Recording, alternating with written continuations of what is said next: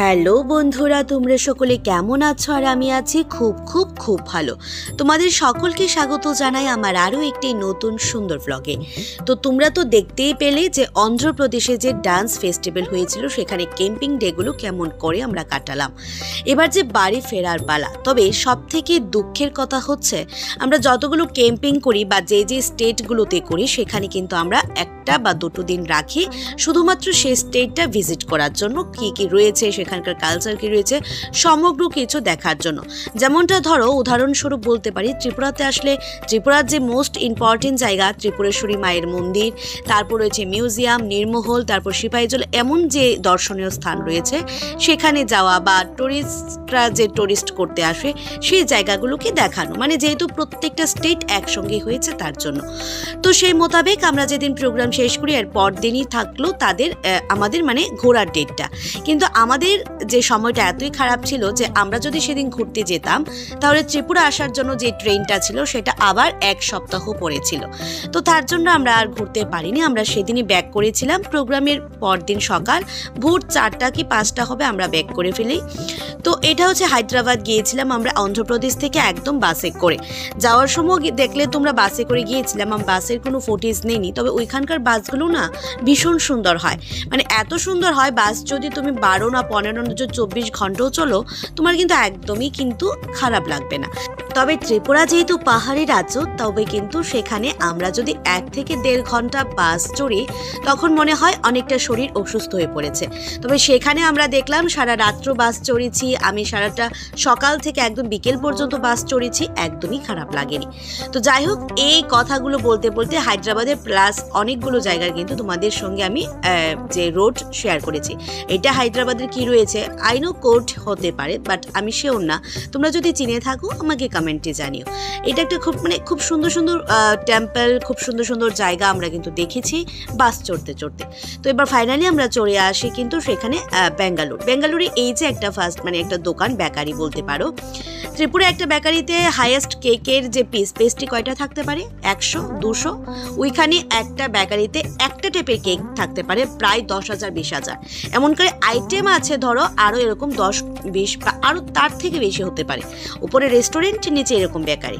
এই বেকারিটাতে হয়তো বা তোমরা অনেকেই গেছো বা মানে যারা গিয়েছো তোমরা কিন্তু জানিও যে এটার কি রহস্য রয়েছে। আমি সমগ্র কিছু জানি না, তবে আমি গিয়ে যা বুঝতে পারলাম যে এরকম বেকারি আমি আর কখনো দেখিনি। ভীষণ বড় আর অনেক আইটেম আর খুব টেস্টি এবং রিজনেবল প্রাইসে। এবার এখান থেকে বের হয়ে আমরা যেহেতু ট্রেন ধরবো, তো তার জন্য কিন্তু আমরা এখানে যাওয়ার পথে দেখছি বিভিন্ন জিনিস নিয়ে বসে আছে। তো আমাদের যা দরকার মিন্স ট্রেনে যাতে কিছু কিছু জিনিস তো দরকার পড়ে, এগুলো আমরা নিয়ে নিলাম সেখান থেকে।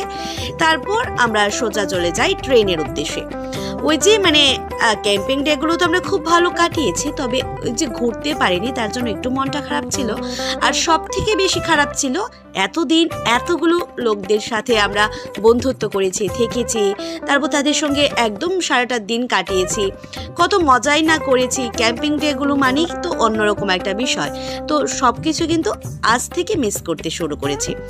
এবার চলো, যেহেতু মানে সবশেষে দেখো পাখিরা কিন্তু সারাদিন ঘুরে সেই সবশেষে সে পাশে এসে ফিরে।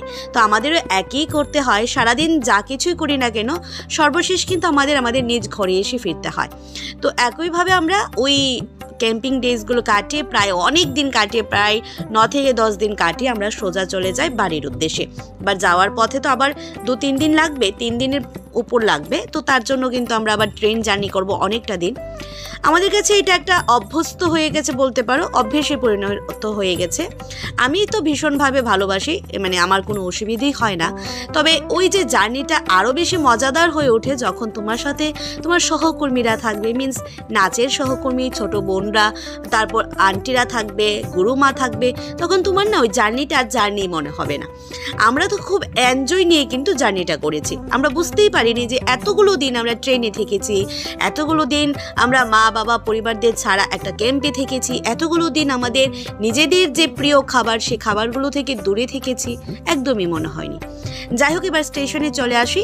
তো সব ফুটেজ দেখানো সম্ভব হয়নি, আমি না ঠিকভাবে ব্লগগুলো করতে পারছিলাম না, কারণ একটু টায়ার্ড ছিলাম, অনেকদিন পর তো আবার ফিরছি তার জন্য। যাই হোক, এবার এখানে দেখতে পাচ্ছ তো ভিড়টা কতটা রয়েছে।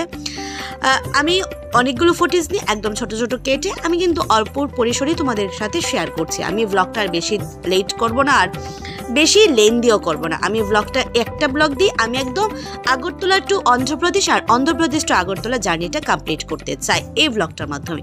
আমার চেহারাটা দেখতে পাচ্ছ তো, একদম জিরো হয়ে গেছে, একদম মানে এত বাজে হয়ে গেছে। এবার চলো, এই যে ট্রেন আসার পালা, আমরা ওয়েট করছিলাম। এবার ট্রেনে উঠে ওই ট্রেনের খাবার যে চানাচুর মাখা, সামোসা, সব থেকে আমার ফেভারিট লেগেছে সামোসা আর ইডলি ধোসা যেগুলোকে বলে, এগুলো আমার খুব ফেভারিট।